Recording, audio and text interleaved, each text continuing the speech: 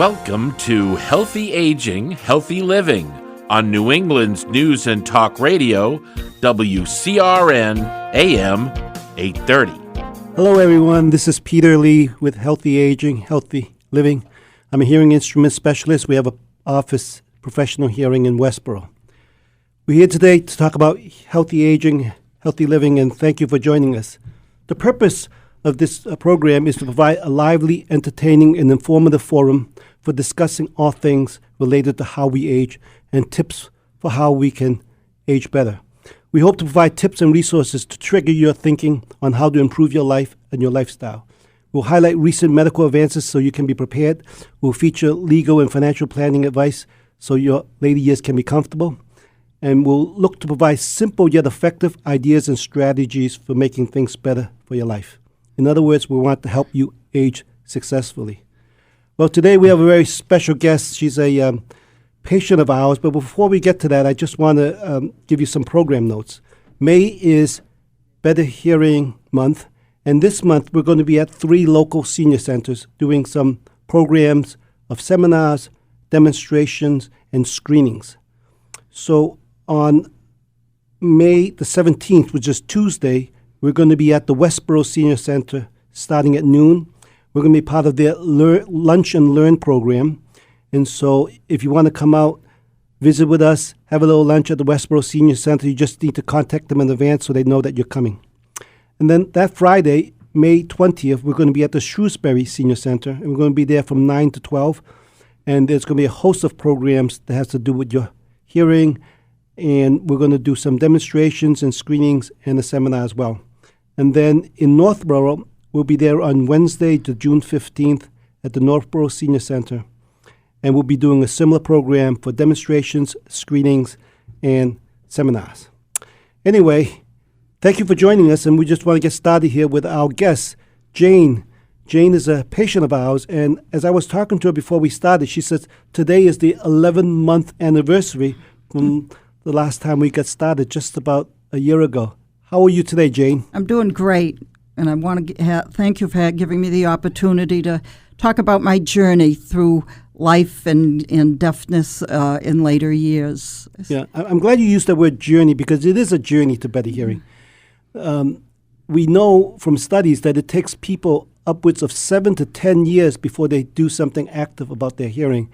And so when someone starts upon that journey for better hearing, it is a process. And maybe you can just talk to us a little bit about when you were growing up and some of the other members of your family that was experiencing hearing difficulties, because I think you have a very high perception of how hearing affects people.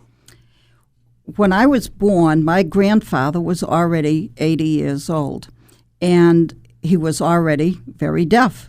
And so I was brought up with a lot of deafness in the family, especially on my father's side. And it continued with all of my aunts and uncles, and including my dad. And we yelled at them all the time. We all have very loud voices, and all we did was yell, yell, yell.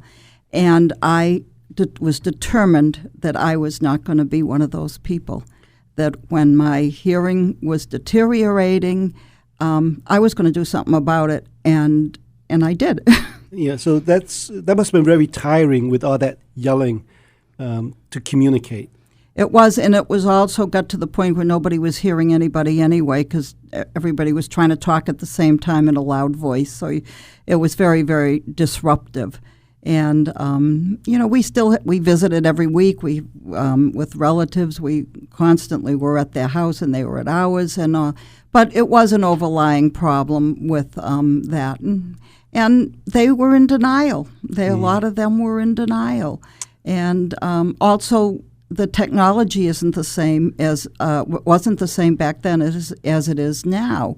So what they had to offer people for hearing loss was not as comfortable and as successful as it is now. Oh, that's good.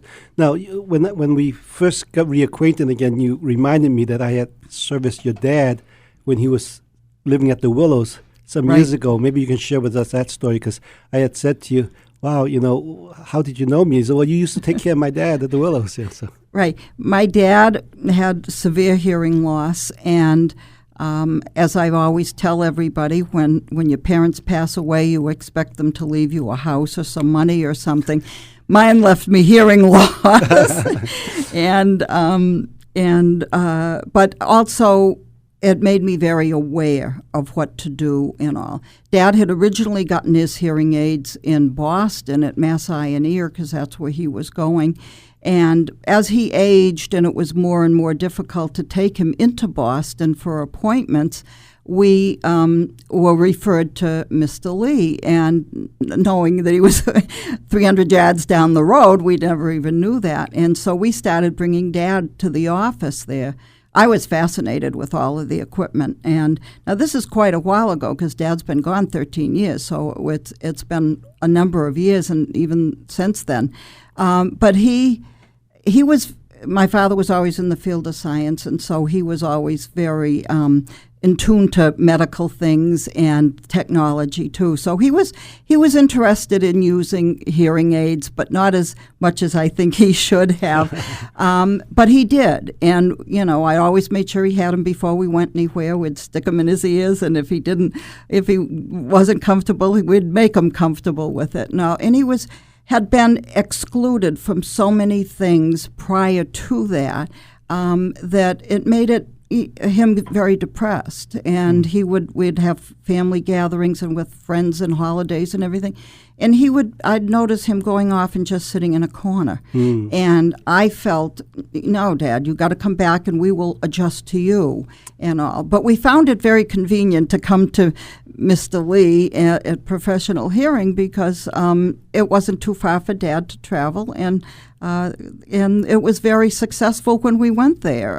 Everybody's always so friendly and nice, and they really want you to hear.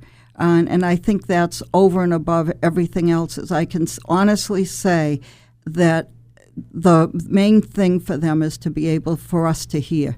And I work toward that each time I go there.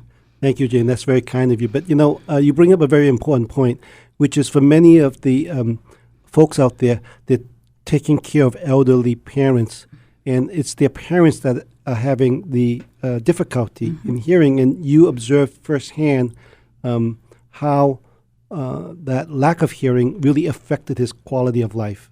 You talked about sitting in the corner at the parties when he should be enjoying it, because he can't hear. That's a very, very difficult situation, especially from a child observing how the father isn't interacting as well as they could. Right. He was always a very sociable person. My dad was always, he was a teacher by trade. He was very involved in sports all of the time. And when he got to the point where he didn't want to go to the ball games, I mean, we knew something was the matter. And but it was because he couldn't hear as well, and he was isolating himself, and it was a gradual process. Hearing loss is not just overnight. Usually it's not overnight. It's a gradual process, and you lose it gradually, and that's why people are in denial that they have a hearing loss.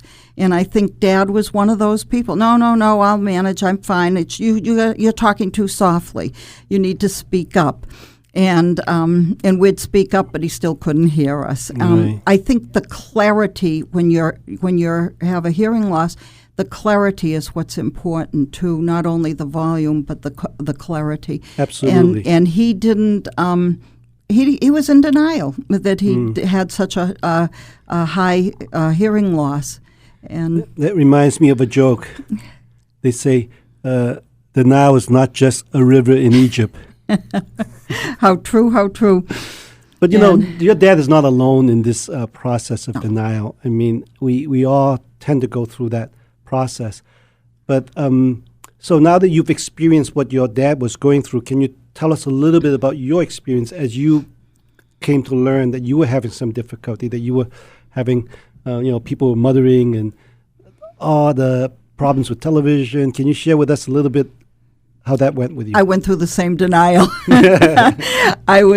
Everybody was asking me, what was the matter? I couldn't hear them, and I was constantly asking people to repeat things. And with both of my parents aging, it wasn't as obvious to me that I was having a problem too. until after they were both gone, and then it started to become more noticeable to me. And I decided that, I wanted to do something about it. And so it's been about 5 to 7 years, I would say, since I've really noticed a big difference in my hearing loss. And that was why last year I decided it was my year to take care of me and to make sure that my hearing was as best as it possibly can be. Well, they say the first step is the most important step as you traverse toward this journey of better hearing, and you certainly took that first step last year. So anyway, when we come back, we'll hear a little bit more about Jane's experiences as she goes through this hearing loss process. You're listening to Peter Lee, Professional Hearing at Healthy Aging, Healthy Living. Think young, stay young, and be young.